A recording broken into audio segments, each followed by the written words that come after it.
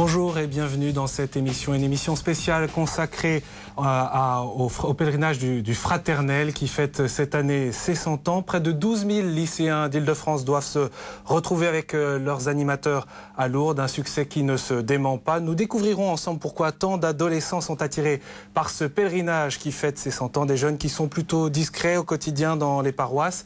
Mais quelles sont donc les préoccupations de ces adolescents au quotidien à l'égard de la foi? La vie spirituelle n'est-elle pas un élément indispensable et un élément structurant à leur développement? Nous en parlons bien sûr dans notre émission.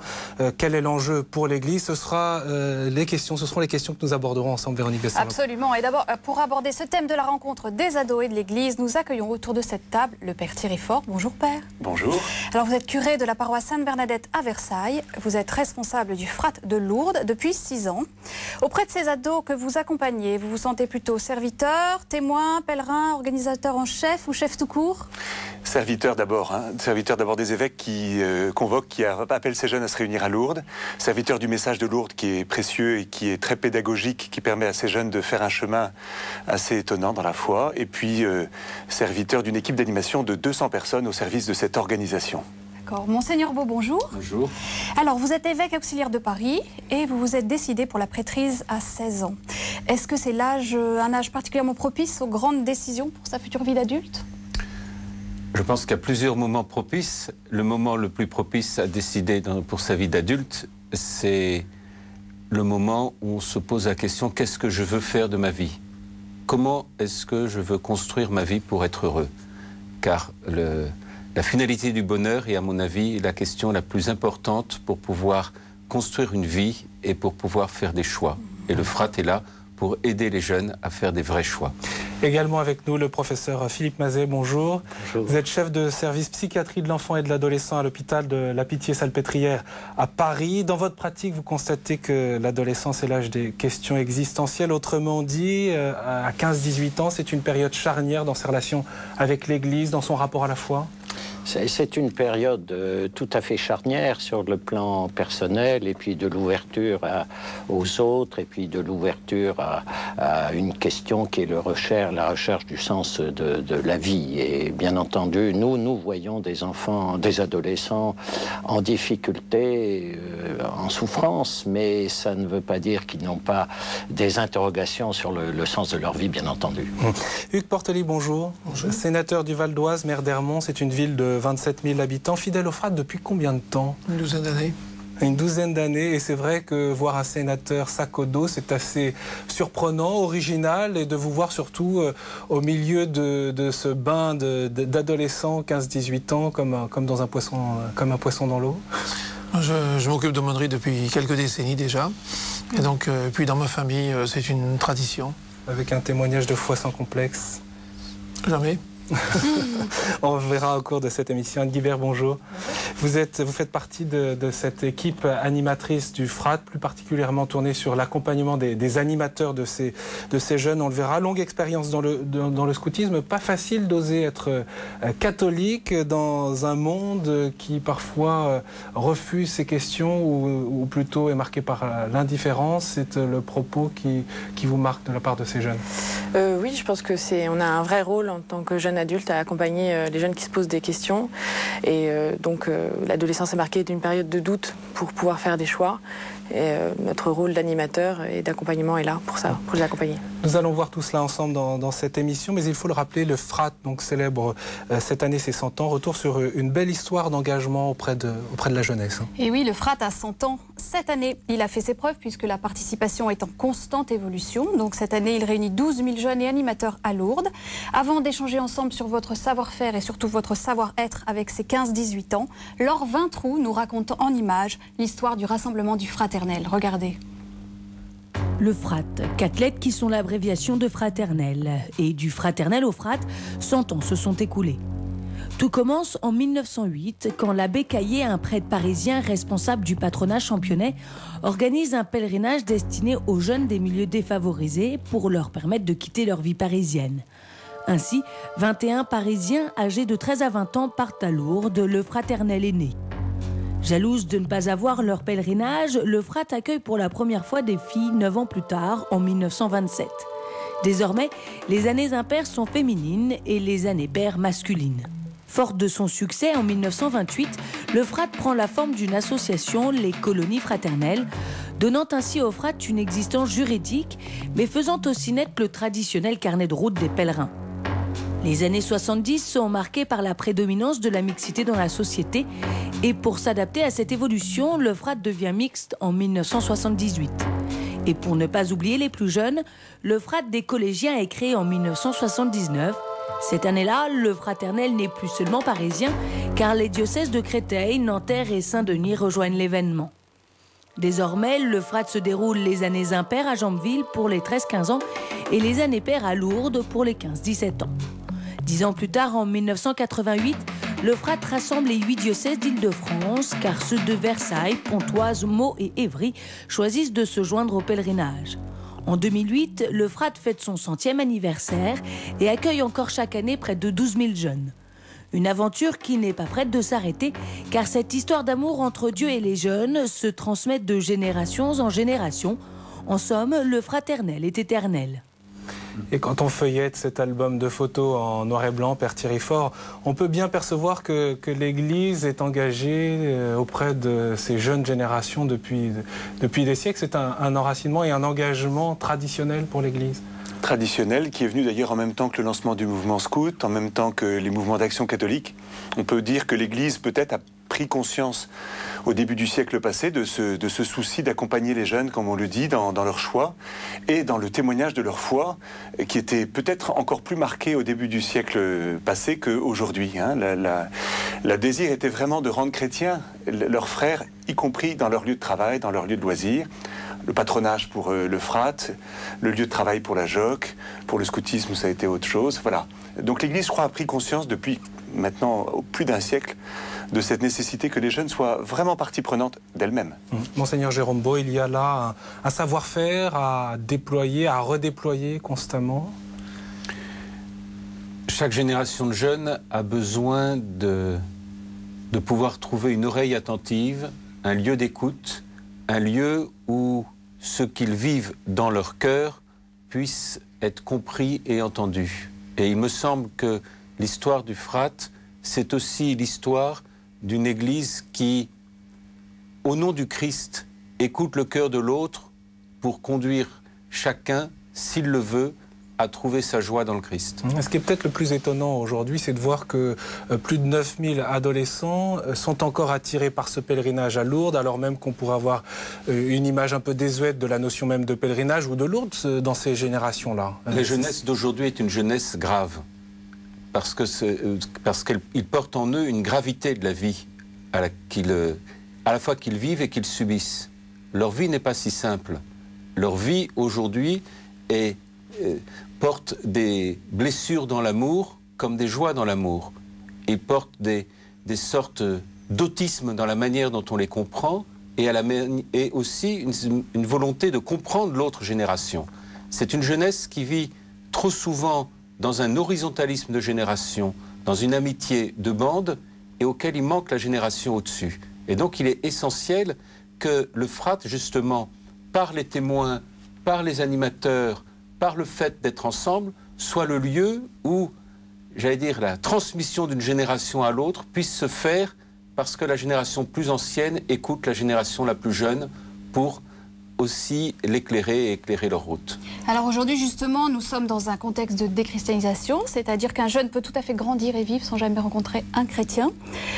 Professeur Philippe Mazet, il n'empêche que les jeunes, les ados sont tous en recherche ont une quête très profonde, sans pouvoir toujours la nommer. Qu'est-ce que vous percevez de l'attente des jeunes ? Mon expérience est évidemment une expérience assez partiale. Je suis psychiatre d'enfants et d'adolescents et je vois surtout des adolescents en difficulté, en souffrance.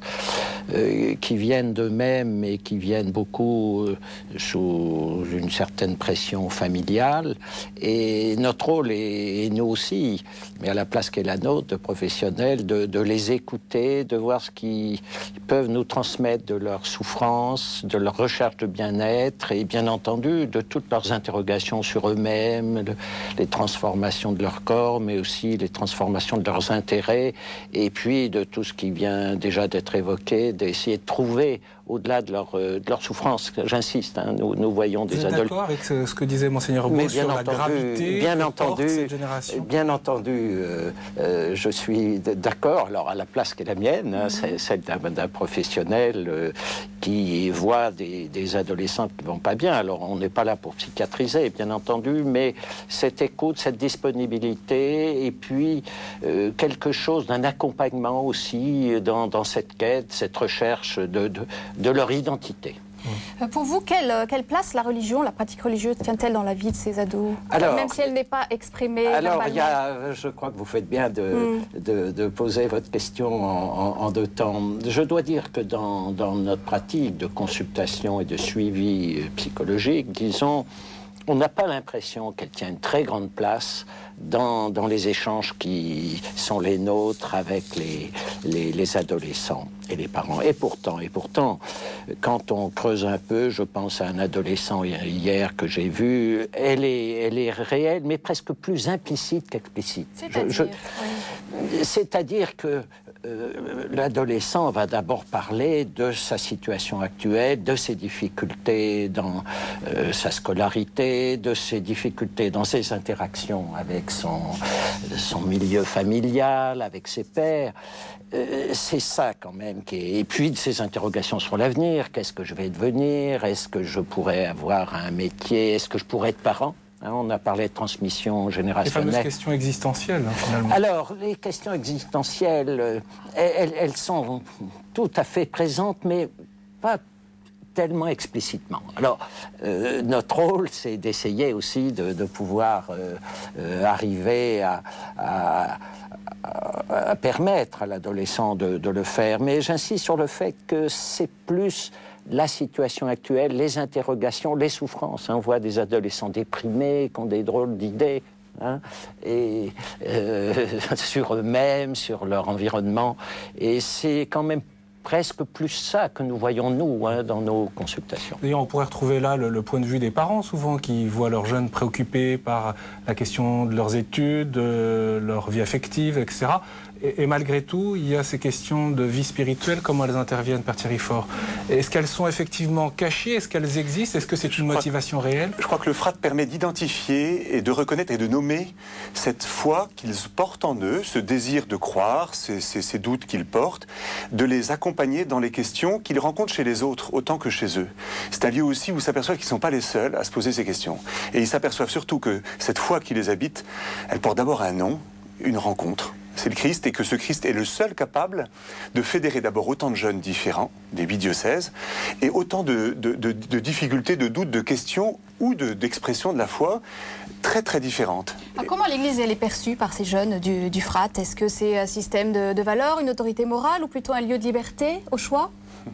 Alors, notre difficulté est de leur permettre de voir que l'Église n'est pas qu'au FRAT. Parce qu'au FRAT, ils découvrent une Église qui les rend libres de leur expression croyante. Là, ils la reconnaissent comme joyeuse, comme écoutante, comme accompagnante. C'est vrai que tout le projet du FRAT est de faire qu'au retour, et avant même le FRAT, Anne pourrait en parler au niveau des carrefours, il y a un travail pour découvrir l'Église là où ils vivent. Là où ils sont, c'est là qu'ils sont attendus. On essaye. Anne Guibert, ce qui est intéressant, c'est que vous dites que certains jeunes s'inquiètent que leur comportement, leur vie ne correspond pas à ce que l'Église leur demande. Ça fait partie des observations qui vous ont marqué. Oui, c'est vrai qu'on observe que les jeunes ont à la fois besoin d'être rassurés sur ce qu'ils sont, et puis à la fois d'être provoqués pour continuer à avancer, continuer à faire des choix. Donc c'est tout le travail qu'on met en place avec les animateurs, à la fois de dire aux jeunes que le bonheur est en eux, et que le Christ les accompagne sur ce chemin de bonheur, et à la fois aussi d'être provoqués dans le sens où on doit leur dire que, oui, il faut s'engager, et ça, dans des lieux où ils sont, dans leur paroisse, dans leur école, et que être chrétien aujourd'hui, c'est aussi être modélisant par rapport, avoir un comportement modélisant par rapport aux autres, tout en étant eux-mêmes. Que eux-mêmes sont déjà, à leur âge, un témoignage de foi chrétienne. Monseigneur Jérôme Beau, on parle du besoin des adolescents, de leur besoin d'être écoutés, de leurs attentes, de la manière dont ils perçoivent l'Église. La réalité, les chiffres montrent qu'il y a un décrochage entre les effectifs au catéchisme, et plus on grandit en âge et moins on participe à l'aumônerie. Pour quelles raisons? Est-ce que c'est parce que la proposition que l'Église formule n'est pas adéquate? Est-ce que c'est parce que ça n'est réservé qu'à une élite spirituelle? Pour quelles raisons ce décrochage? Je pense qu'effectivement, nous pourrions nous interroger sur la raison. Parce que, en écoutant Anne, je pensais quand même à un certain nombre de jeunes et à la manière dont la plus grande provocation qu'il leur est donnée, c'est la provocation de la foi. La question de la culpabilité et du pardon, c'est quand même extraordinaire, cette provocation qui nous est donnée dans le sacrement de réconciliation, de pouvoir entendre au nom du Christ quelqu'un qui dit « et moi je te pardonne » comme réponse à la culpabilité qu'ils peuvent vivre en eux. Quand on pense à la question de la mort, énormément de jeunes sont confrontés à cette question-là et la portent en eux. 8% des lettres de demande de confirmation portent la question, comme question centrale au moment où ils demandent la confirmation, la question de la confrontation à la mort. La réponse provocante de la foi, c'est de dire « Christ est ressuscité et tu ressusciteras ». Il est ressuscité pour que tu ressuscites et que tu aies la vie. Et on pourrait faire ça pour énormément de questions qui montrent l'actualité extraordinaire, la réponse qu'est le Christ à des questions angoissantes du jeune et je dirais de l'adulte d'aujourd'hui. Et on peut dire la même chose aux frates le samedi, un certain nombre de jeunes vont recevoir le sacrement des malades. C'est un moment étonnant comme réponse à la question de la société. Ces dernières semaines, nous avons été provoqués, et encore aujourd'hui, par des questions terribles autour de la manière dont des hommes se donnent le droit d'enlever la vie, c'est-à-dire de mettre à mort quelqu'un d'autre. Et la réponse est, en plus, ils le disent au nom d'une pseudo-dignité. Ça serait un acte de dignité que de prendre la vie de quelqu'un. C'est quand même terrible. Et la réponse, justement, aux frates, c'est de dire la véritable compassion, elle n'est pas d'aller enlever la vie de quelqu'un, la véritable compassion, c'est de donner l'amour et cette présence qui est plus grande que celle du frère et qui est celle de Dieu dans le sacrement des malades, au cœur même de la vie de quelqu'un qui souffre. C'est d'accompagner cette souffrance et non pas d'en avoir peur, parce que la vraie compassion ne peut pas avoir peur, elle doit aimer. Et ça, c'est vraiment des réponses extraordinaires. Et c'est vraiment la réponse de ce que disait Anne sur cette provocation. Dans ce contexte d'actualité, dans ce contexte aussi pour mûrir, eh bien, comment précisément la pédagogie du FRAT permet de répondre à ces besoins? Nous le découvrons tout de suite dans ce reportage de Laure Vintroux. C'est l'occasion de nous plonger dans l'ambiance, également dans le programme de ce pèlerinage du FRAT à Lourdes. Pour exister depuis maintenant 100 ans, le FRAT a sa recette, sa potion magique. Pour cela, il faut mélanger 4 ingrédients. Une bonne dose de liturgie et de veillées enflammées, une tonne de témoins qui osent dire leur foi, quelques carrefours pour parler librement de sa foi, le tout bien mixé avec une vie de groupe. 4 éléments qui forment les 4 piliers du fraternel. Une bonne dose de liturgie et de veillées enflammées.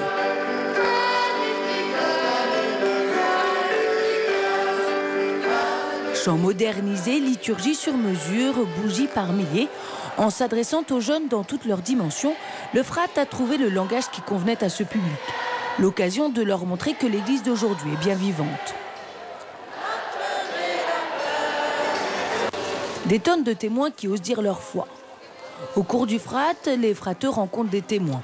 Ce sont des hommes et des femmes qui viennent partager avec les jeunes leur foi en Dieu, en témoignant de leur vie de foi à travers leurs engagements associatifs, familiaux, professionnels.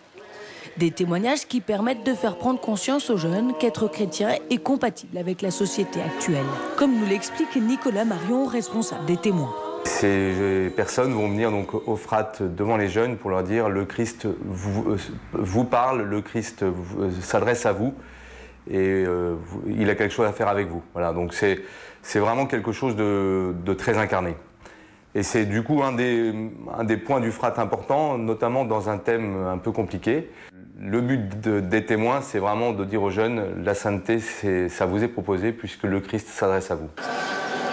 Quelques carrefours pour parler librement de sa foi. Je sais pas. Je crois qu'on avait tous une attente, par exemple, là, quand il parlait avec sa voix artificielle. Une attente, mais pas méchante, mais voir ce que ça faisait. Ouais. Et c'est justement là qu'on reproche, on a l'impression que c'était exposé. 8 frateuses se regroupent autour d'un animateur pour discuter, échanger autour du thème de l'année. Ensemble, ils partagent quelque chose de leur vie, de leur foi, de leur espérance ou de leurs doutes. Un moyen de leur faire découvrir qu'ils sont membres d'un peuple plus grand que ce qu'ils voient et croient. Comme nous l'explique Anne Guibert, membre du groupe d'animation. C'est vraiment l'occasion de poser des questions à un animateur qu'ils ne connaissent pas, donc un regard différent d'adulte de l'animateur qui est dans leur groupe et avec lequel ils fonctionnent à l'année. Donc c'est vraiment un espace d'ouverture sur la réflexion, sur les questions qui se posent pendant la durée du frat, mais on essaye d'élargir plus globalement à ce qu'ils vivent dans leur vie au quotidien. Le tout bien mixé avec une vie de groupe.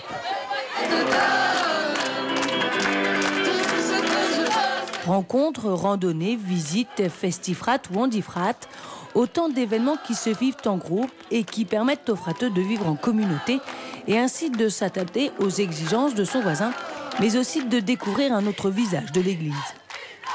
Une recette qui fait ainsi du frat un symbole de dynamisme de la jeunesse catholique d'Île-de-France. Un visage de l'Église plein de joie et d'enthousiasme. Hugues Portelli, que vivent-ils d'unique, ces jeunes qui participent au frat? Parce que cette jeune génération, vous la côtoyez bien sûr en aumônerie, mais aussi dans vos responsabilités de maire, les jeunes de votre commune. Oui, disons quand même que les jeunes qu'on rencontre au frat ne sont pas tout à fait représentatifs de toute la jeunesse française. Et d'ailleurs, je pensais à ce qu'on disait tout à l'heure, le problème de l'adolescence aujourd'hui, c'est qu'elle peut durer pour certains très longtemps. On peut être adolescent jusqu'à 30 ans. Et parfois être adolescent très jeune. Et par ailleurs, suivant le quartier dans lequel vous habitez, la famille dans laquelle vous vivez, la notion de jeunesse n'est pas du tout la même. Alors au niveau du frat, nous touchons une fraction de cette jeunesse-là. On en touche une fraction quand même assez large. Parce que pour prendre rien que le diocèse de Pontoise, suivant que vous venez d'Anguien ou de Sarcelles, honnêtement, pourtant il n'y a que quelques kilomètres entre les deux villes, vous n'avez pas du tout la même population. Alors, ce qui est commun à tous ces jeunes, c'est que pendant une semaine, ils vont vivre quelque chose de très fort. Ils vont se rencontrer déjà, ce qui est déjà formidable. C'est que ça va être le moyen de voir qu'il y a des jeunes très différents d'eux qui viennent en même temps qu'eux. Et en même temps, ce qui va être le défi, c'est d'essayer de faire en sorte qu'une fois qu'ils sont rentrés de Lourdes ou de Jambeville, ils aient toujours envie. Et ça, c'est le point important. Oui. C'est vital. Alors justement, il y a quand même une constante chez les jeunes, que ce qu'ils soient au frat ou pas au frat. Professeur, c'est quand même le goût et la nécessité d'appartenir à un groupe, les amis. Absolument, il y a certainement une nécessité de pouvoir partager avec d'autres et avec des pairs, PAIRS, quelque chose de leurs intérêts, de leur expérience.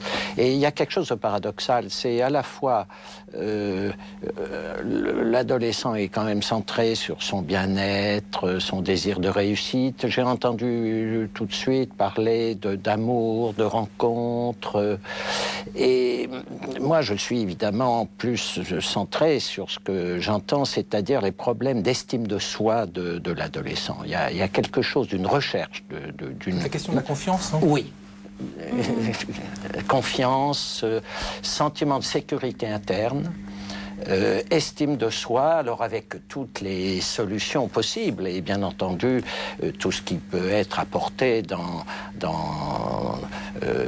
des activités, dans des expériences comme celle du frat, bien entendu. Mais c'est vrai que moi je suis plus confronté à quelque chose d'une rencontre.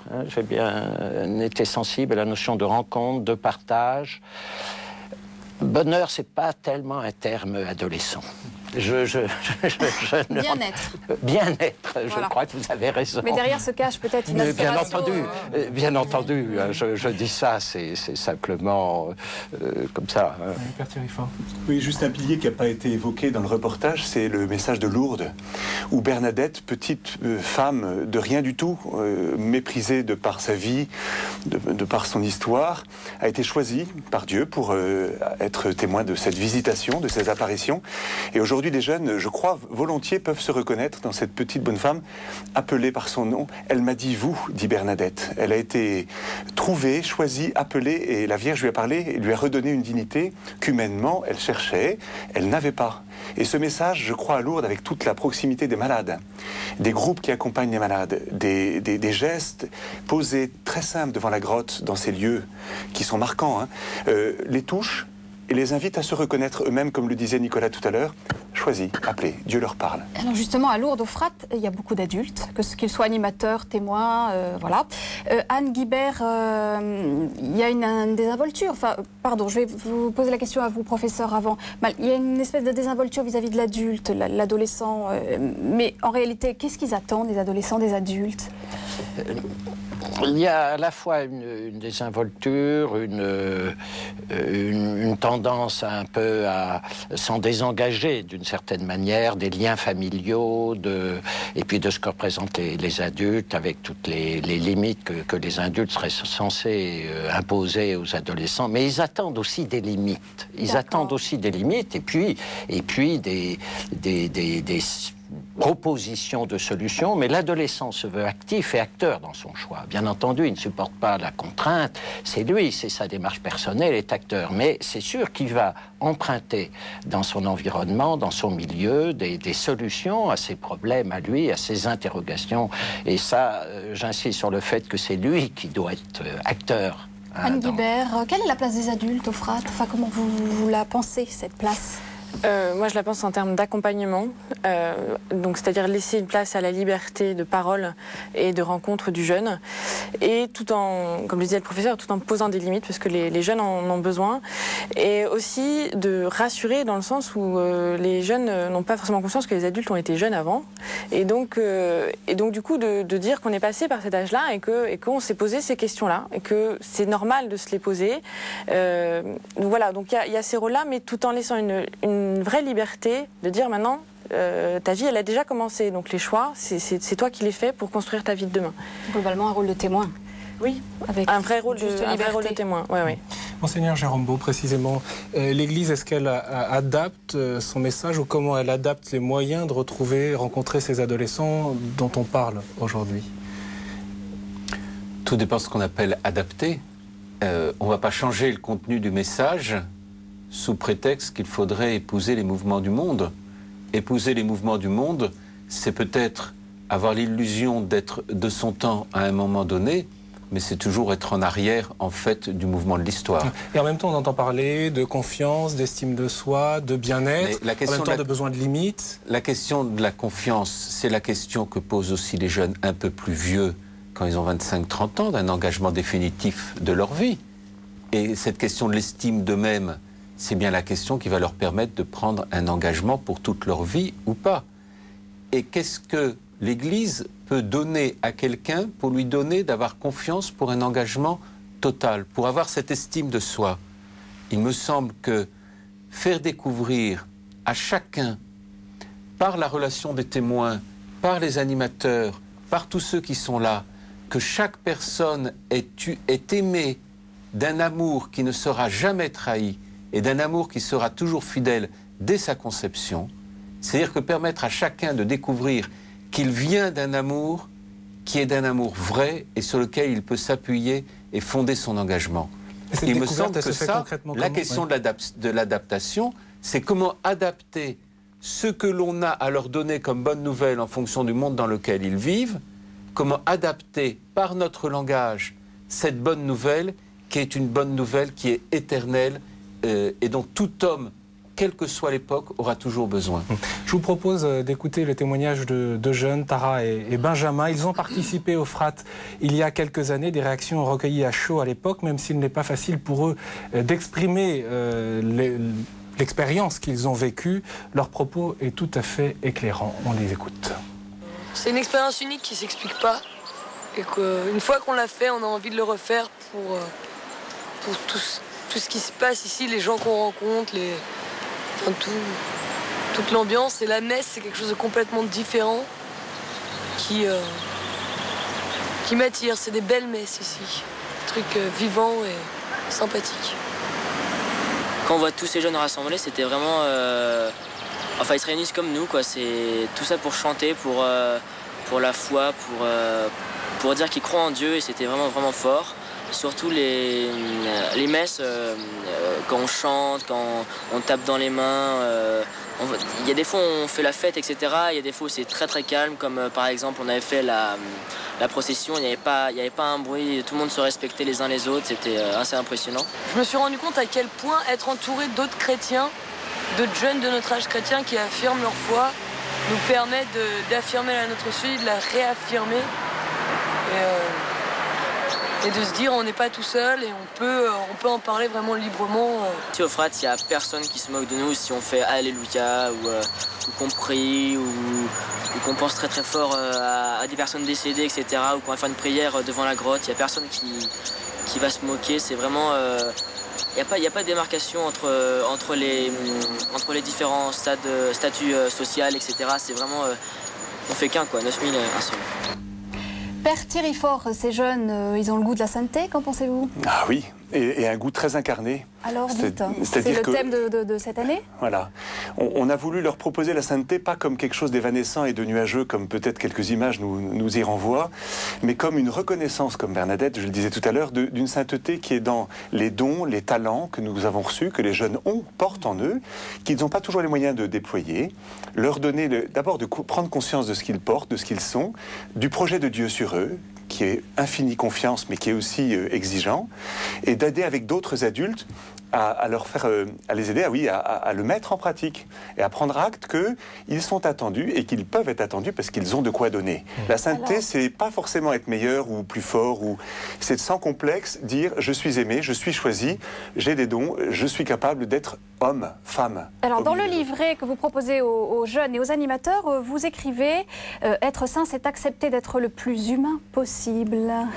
J'aime bien quand l'Église se reconnaît comme experte en humanité, dès lors qu'elle reconnaît l'humanité comme le seul chemin de bonheur, de vérité et de modèle aussi pour le monde.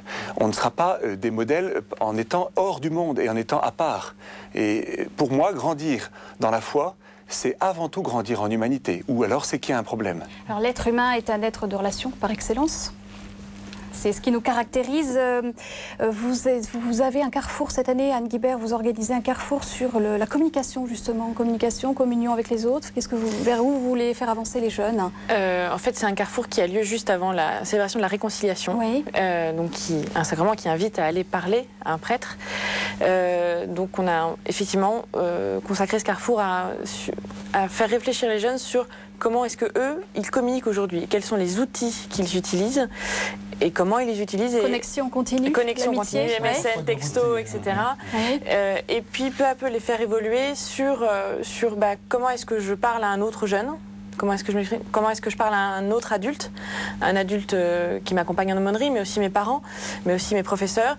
Et puis comment est-ce que je suis prêt à aller parler à un prêtre pour lui confier des choses que j'arrive pas à confier à quelqu'un d'autre et que j'ai envie de confier au Seigneur pour recevoir ce sacrement de la réconciliation qui est un sacrement très très fort de dire, comme le disait Monseigneur Bout tout à l'heure, tu es pardonné et continue à avancer, je t'aime comme tu es. Donc voilà, donc on a axé ce carrefour-là sur vraiment la communication. Communiquer, c'est être vrai. C'est ça, être le plus humain possible. C'est oser dire qui on est et qui on a envie d'être.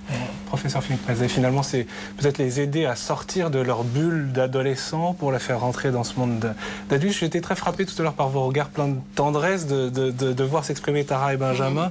Un regard qui voulait les faire grandir, enfin qui voulait les faire persévérer. Hein, vous avez raison de dire ça. Je trouve qu'on a été tous très sensibles aux deux interviews des deux jeunes. Et moi, j'ai évidemment été peut-être plus sensible à certains mots, certaines phrases.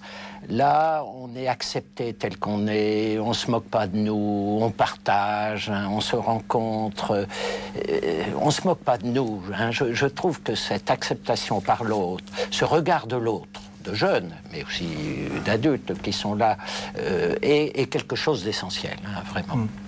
Hugues Portelli, finalement, c'est un trésor. C'est un trésor que peut-être les chrétiens, les communautés chrétiennes ne savent plus ou non, dont elles n'ont plus conscience. Quand on entend le professeur Mazet à l'instant nous dire mais ces mots-là, ils nous marquent, pourtant c'est des mots qui sont presque usés dans les paroisses ou dans les communautés paroissiales. Non, mais c'est vrai qu'il y a un problème de communication, de langage à tenir. On a souvent des termes qui sont d'autres siècles et qui n'ont pas de sens aujourd'hui. Vraiment pas de sens. C'est un vrai problème. Pour les jeunes, vous voulez dire? Oui, pour les jeunes. Mais je dirais les jeunes, aujourd'hui, c'est les moins de 40 ans. Hein. Et je crois que là, il y a un vrai problème que l'Église doit se poser, à mon avis, au plus haut niveau. Et puis, l'autre aspect, c'est qu'on est dans une société où, d'un côté, il y a une indifférence énorme vis-à-vis des problèmes religieux, en tout cas, au moins dans ce qui est officiel, parce que même quand les ados parlent entre eux, ils parlent rarement de foi. Il faut être clair. Et puis donc il y a d'un côté cette indifférence. Pour vous ou parce que non, parce que ça ne fait pas partie des thèmes dont ils vont parler entre eux. Bon. Et puis peut-être quelque chose de très intime, très personnel. Et puis l'autre côté aussi, c'est qu'on est dans une société de concurrence religieuse. Il n'y a pas le catholicisme ou même le christianisme, il y a d'autres. Relativisme religieux. Il y a les deux en même temps. C'est-à-dire que on vit avec d'autres qui ont une autre foi, qui vivent une autre culture religieuse. Et puis en même temps, le tout dans un fond culturel général où on ne parle pas de ces questions-là. Pas uniquement parce que c'est tabou, mais parce que c'est pas au goût du jour, c'est pas la mode, etc. Et donc, arriver à rentrer là-dedans, à casser un mur d'indifférence ou de silence, c'est vrai que le FRAT, pour ça, c'est... Le côté sympa du FRAT, c'est qu'on peut y aller carrément, on peut parler, on est entre nous. Mais ce qu'il ne faut pas aussi, c'est que le fait qu'on soit entre nous fasse qu'après, quand on sort de là, on se referme, et qu'on se referme en toute petite communauté, même de jeunes. Ça, c'est une des grandes questions que vous portez, vous. Je crois que c'est un des grands problèmes, c'est qu'une fois qu'ils reviennent du FRAT, ils ont vécu ça très bien, mais ils vont continuer à le vivre souvent entre eux. Et la question, c'est de savoir comment communiquer aux autres. Pas simple. À quoi on peut mesurer finalement, Père Thierry Faure, la fécondité d'un tel rassemblement?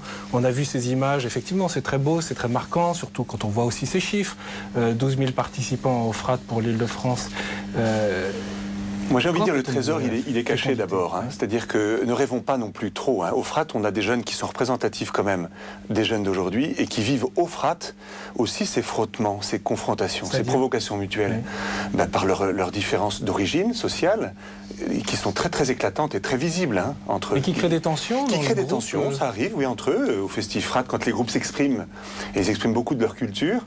On a des revendications ethniques, on a des revendications locales, même très locales. Et comment vous les portez? On les porte. Alors justement, ne rêvons pas, peut-être que le premier trésor qu'ils vont trouver là, à Lourdes et au FRAT, c'est de voir qu'ils peuvent être en vérité, y compris dans leurs confrontations et dans leurs débats, mais qui sont entendus et qu'ils sont obligés d'écouter l'autre aussi. La tolérance est un mot très très d'actualité, qui n'est pas forcément extrêmement bien vécu au quotidien, parce que tolérer, mais écouter, c'est différent. Justement, l'écoute, c'est un point d'attention dans ce FRAT où les jeunes apparemment sont tous les mêmes, mais pas tant que ça.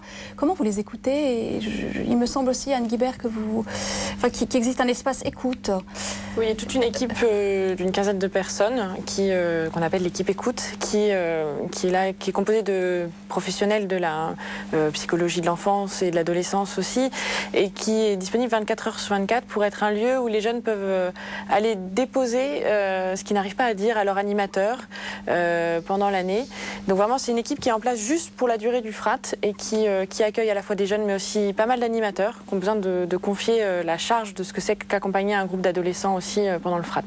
Il faut avoir donc des lieux, Monseigneur Jérôme Beau, des lieux pour pouvoir s'exprimer, des lieux qui aident, qui ne soient pas la famille, parce que parfois c'est compliqué en famille, surtout à cet âge-là, 15-18 ans, qui ne soient pas non plus forcément le prêtre qu'on a l'habitude de croiser.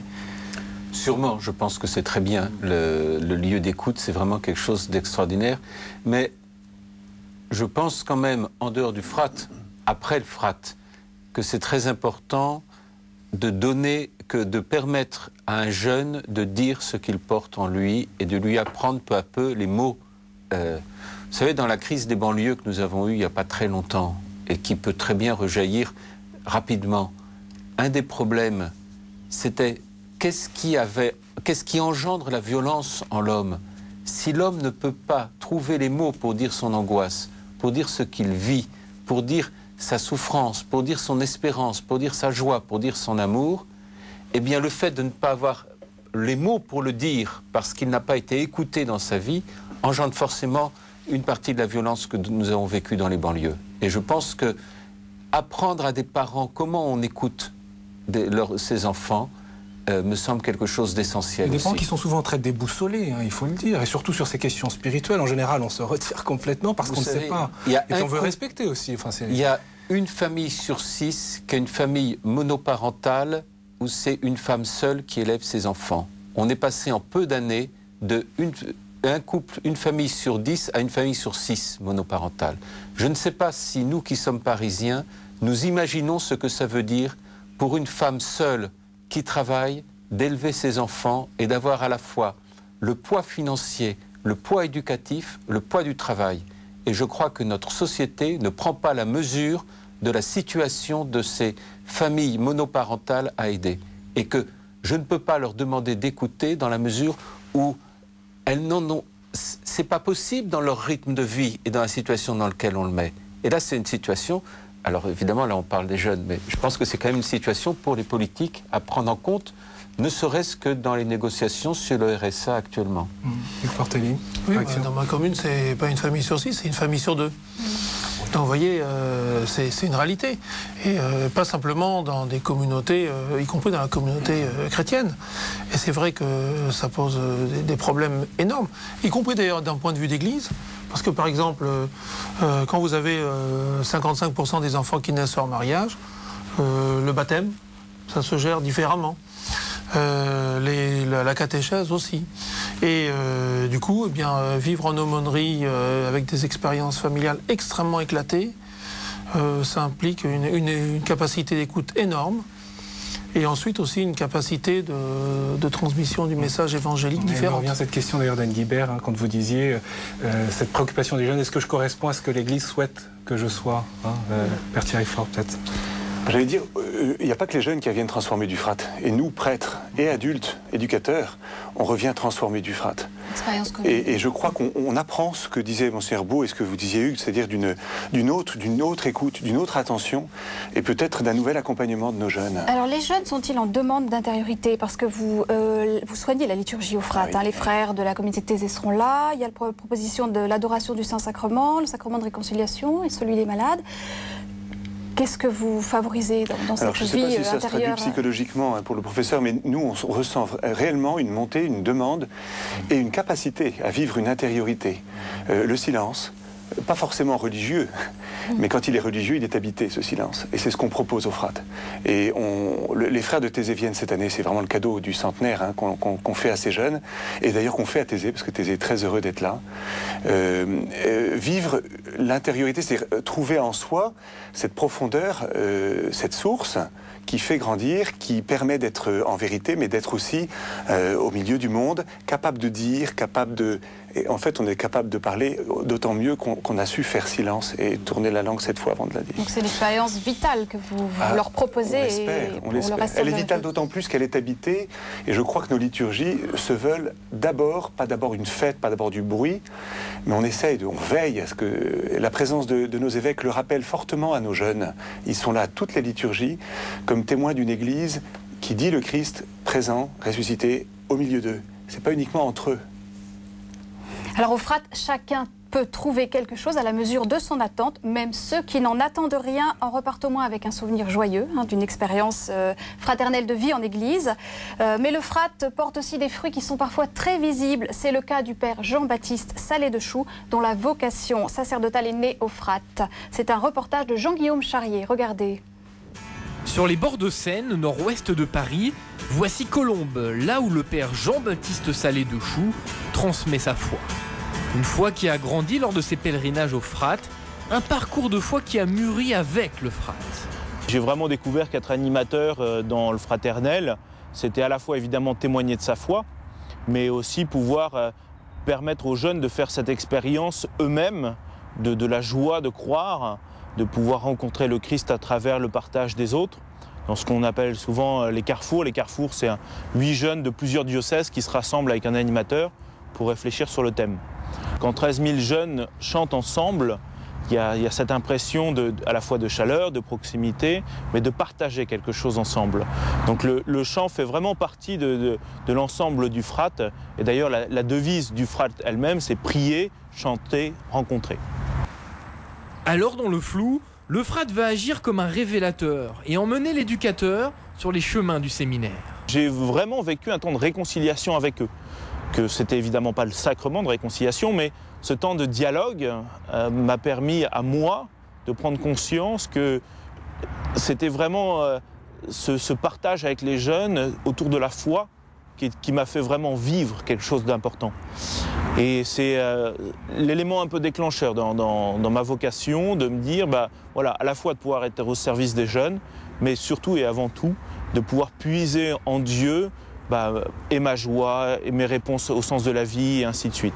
Alors, ça a été vraiment l'élément qui m'a permis de dire, en septembre, je rentre au séminaire. Sur la demande de son évêque, le père Jean-Baptiste devient responsable du Frat de Janville. L'occasion pour lui de renouveler sa confiance au Seigneur, faite au moment de son ordination. Finalement, un prolongement dans son engagement religieux à travers le Frat. Ça m'a fait revivre la démarche spirituelle que j'avais vécue au séminaire. Puisqu'au séminaire, on se prépare, mais malgré tout, devenir prêtre, ça reste quand même quelque chose d'assez énigmatique. Et il y a vraiment une démarche importante dans le cœur, c'est la confiance. De dire, si Dieu m'y appelle, moi je dois pouvoir en effet répondre et être disponible. Et bien là, c'était un peu pareil. C'est pas moi qui ai choisi d'être directeur. Si Dieu m'y appelle à cette responsabilité, je lui fais confiance. Monseigneur Jérôme Beau, comment faut-il entendre ce témoignage à l'instant du père Saletchou qui dit, voilà, sa vocation sacerdotale s'enracine dans l'expérience spirituelle du Frat. Ça touche à quoi? À la maturité spirituelle, à la liberté spirituelle? Ça touche déjà à la beauté de la vocation sacerdotale et d'être prêtre. Oui. C'est quand même ça d'abord. C'est quand même ça qui... c'est qu'il y a un moment où certains peuvent entendre dans leur cœur le désir, c'est génial d'être prêtre, quoi. C'est une belle vie. Et c'est une aventure qui vaut la peine d'être vécue et dans laquelle on peut être heureux. Et la proximité des prêtres à l'intérieur du Frat permet justement d'avoir une connaissance un peu différente que lorsqu'ils sont en haut des marches dans le cœur. De voir qu'il y a un vrai dialogue, il y a une vraie humanité et que du coup, la charité de Dieu se dit dans la relation et que vivre de Dieu dans les sacrements, pouvoir entendre, savoir ce que c'est, comme on disait tout à l'heure, une belle messe, savoir entendre le sacrement de réconciliation et le pardon, voilà quelque chose qui peut dire, moi aussi j'ai envie de donner cette vie au monde. Et pour ça, il ne faut pas forcément faire comme le voisin, c'est un peu sortir de cette... Trouver sa liberté. Le deuxième témoignage de jeunes qu'on entendait disait, ici on peut être tel qu'on est. On n'a pas peur d'être... on n'a pas un moule, on n'a pas à tenir un personnage.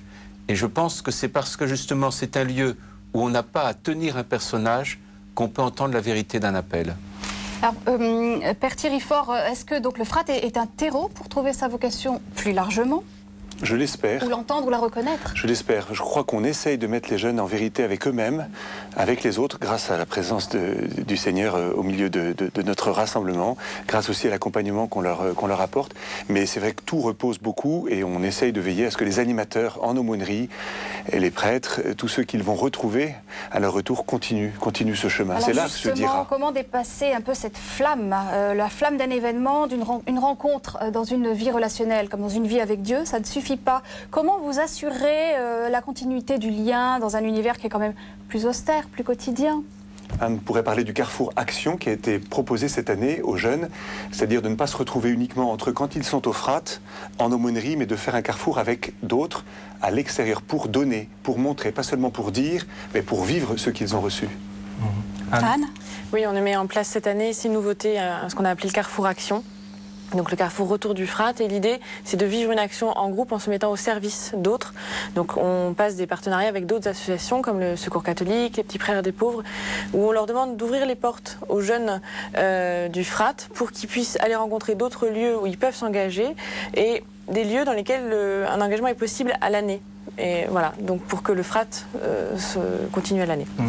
Professeur Philippe Mazet, j'ose la question parce que je vous voyais regardez, écoutez les intervenants sur cette question du pèlerinage du fraternel. Finalement, vous pourriez proposer aux jeunes qui viennent vous voir, pourquoi pas, ce type d'expérience spirituelle qui touche à l'essence même. J'ose, parce que c'est vrai que l'hôpital, c'est un contexte laïque. Mais...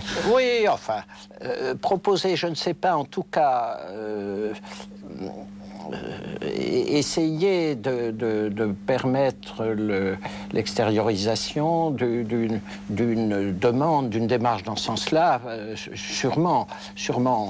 Je crois que c'est aussi notre travail. J'entendais dire à quel point c'était formidable d'être prêtre, que c'était formidable de vivre une expérience comme celle du Frat.